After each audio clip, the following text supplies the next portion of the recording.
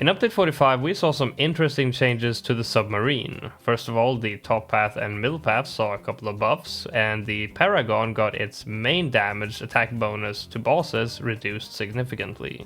But what we're gonna talk about today is the submerged version of the Paragon, and that got its radiation damage increased by 5-fold, from 50 to 250. But at the same time, the radiation damage bonus to bosses was reduced by 50%, so it went from 500 to 250. So overall, the damage to bosses went from 550 to 500, so it actually got nerfed. But at the same time, they did increase the attack speed of the radiation damage by quite a lot, so overall it's still a big increase in damage both towards normal bloons and boss bloons. And on top of that, they also increased the bonus damage to ceramic bloons by 5x as well. So today I'm going to try to beat the normal version of Bloonarius using only submarines, and for the later tiers, when we get to the submarine Paragon, I am only going to use the submerged version to see if that can actually take down the boss alone. I am allowing myself towers to farm, but apart from that, I am only going to use submarines both for all of the normal rounds and each and every boss tier. Let's go ahead and place Ben here before the round ends, behind this bush, so he doesn't use his Trojan on anything. And in that set of rules, I think I'm going to go ahead and say that that means I cannot use a bloon trap, because even though that's farming, it's going to take out bloons, and same for... what's it called? Favorite trades. If that attacks anything, I have broken the rules, so not gonna use any of those towers. Oh my god, 50 bucks?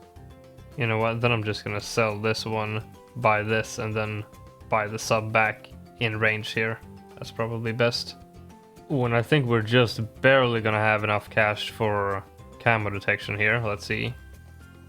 Oh yeah, $187 to spare, nice. That's pretty sweet, and then I can just unsubmerge him for the next round. I'm getting overrun this round, and I'm thinking, I mean, this one did get buffed, so, and we're gonna need that one for tier 1 anyway, getting the first strike, so maybe getting tier 3 will save us this round. And I think indeed it does. Wow, that's actually really helpful. But we're gonna have to use this as well. And we're also gonna have to submerge that for 1 second, then back up. There we go. That worked. I've leaked a lot of lives, but whatever. Like ability now. 9 lives. Oh no, okay. I need something more for that round. You know what? I'm probably gonna need the plutonium reactor to deal with the insides of the boss anyway, so why not just buy that right now, submerge that, and then this round should be very easy. Okay, the plan for tier 1 is pretty obvious. Just get a first strike and then just keep that throughout the whole tier, use 4 abilities. As for the insides of Bloonarius, this one cannot take care of that alone, I don't think, so I'm gonna need something more than this. Let's see how we deal with these insides of the first one here. Oh, wait. Oh, right. On normal, it's only 2 abilities you have to use. Oh, wait. Do we take care of the insides? No, not even close. Okay. What about getting 2 reactors? Like, is that a thing? Does that work? I'm gonna try.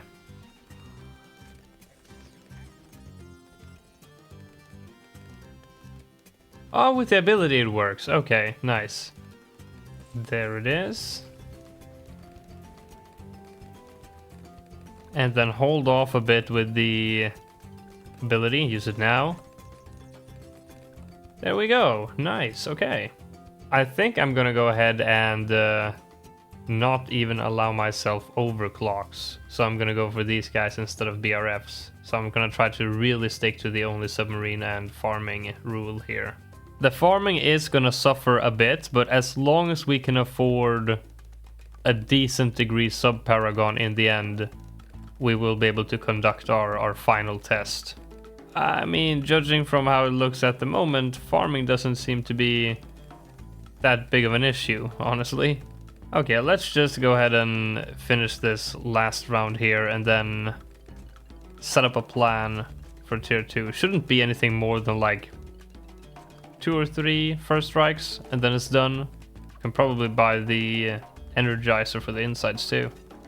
Let's go ahead and play, buy that upgrade, and we can buy back some farms while we're waiting for the first strike abilities.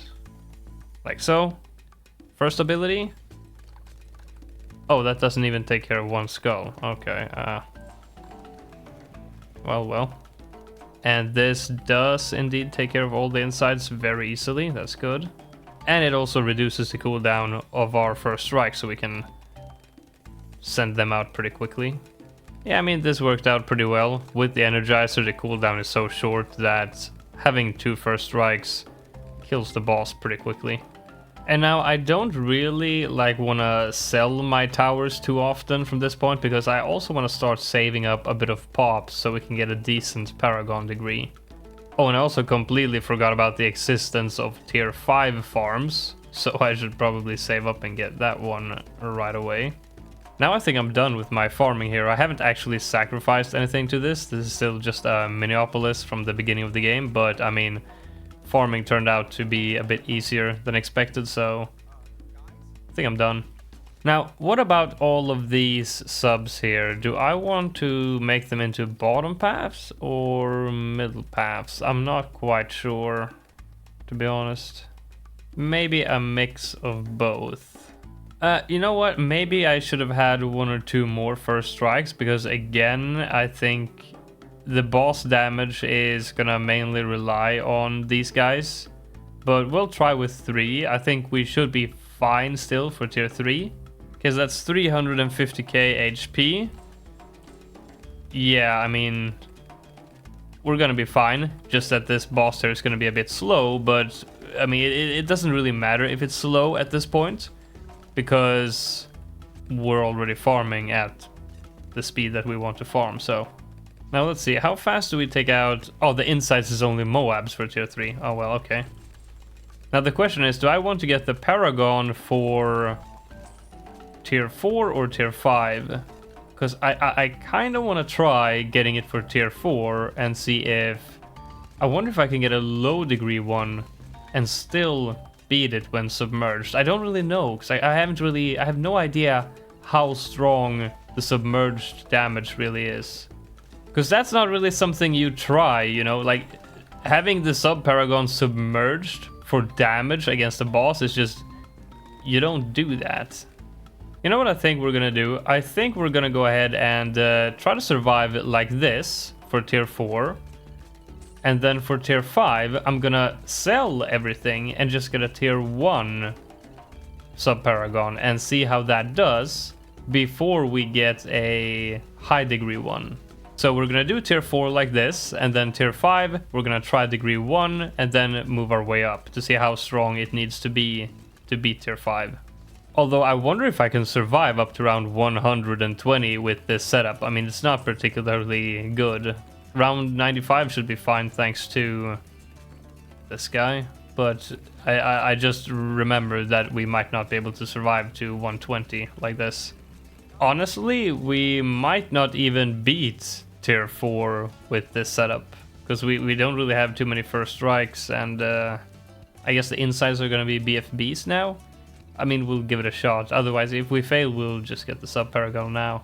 Yeah. I mean, as long as we don't get, like, overrun, I do think we have the damage to beat the boss. As long as we can, like, sort of take care of the insides, I think. That's the first skull, and apparently the insides are not BFBs, they are ZOMGs. Okay. Yeah, I mean, look at this. They are getting quite far, and we're getting fortified ZOMGs during the normal rounds now, so... Am I really gonna get overrun this round? That would be very boring. No, it's close, though. Oh! I have so many lives that I could tank that, oh my god.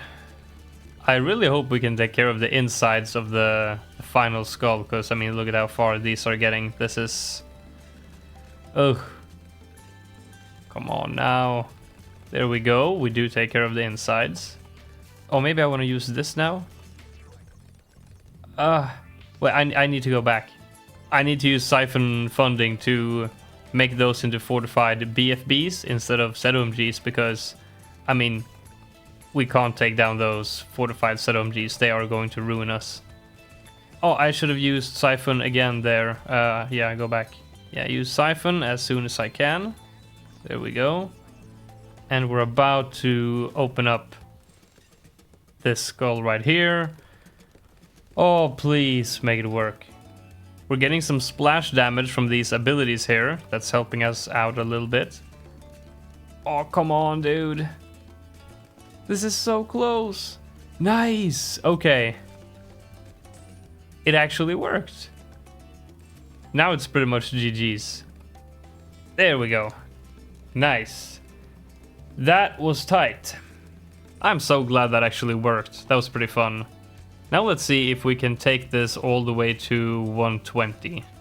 Brother, I'm using like all of my abilities and these guys just refuse to get destroyed. Man, fortified ZOMGs are apparently like indestructible at this round. Starting to see some DDTs escape the preemptive strike now. Uh-oh, okay. Man, those DDTs are damn close to sneaking past. And yeah, this one we need siphon funding right at the start. See, now they are all ceramic, and this lasts for like 20 seconds, so hopefully, yeah, that works the whole round. Very good. Even into the next one, that's cool. Oh no. Oh god. Oh! Look at the splash damage on that. Wow. I mean, they were all very damaged from the preemptive, but still. So the setup actually survived all the way to 120. That's pretty darn impressive. So as I mentioned, first time around, I just want to see like how strong is the tier 1. So I'm just gonna sell everything, like really everything, so that we lose all of the pops. And then we can try the tier 1 and then we'll try the highest tier we can get. Now, when I tried this in Sandbox, doing something like this was not a good idea because... Oh, I started it. The hitbox of a bad, usually, you know, this one will be able to attack a bad right here, but the submerged one cannot for some reason, something with the hitboxes. So, you know, submerged, it only attacks bads like until here, and bads have big hitboxes. You see, they're not gonna get damaged here.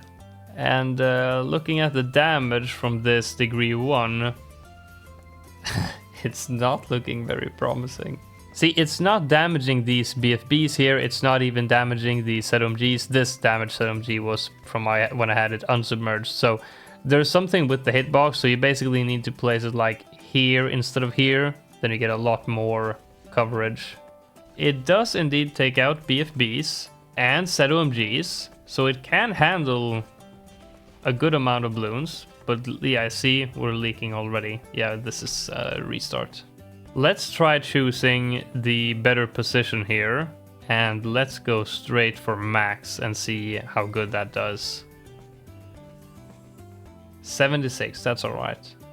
Definitely a lot better than before. I mean, we've gone from 50 to 250 in terms of raw damage and increase in attack speed of like, I don't know, what was it, like 30% or something? I can't remember. So compared to before, this is like incredible. It used to do pretty much nothing. Now at least it can defend a whole bunch of bloons at, you know, tier 5 kind of rounds.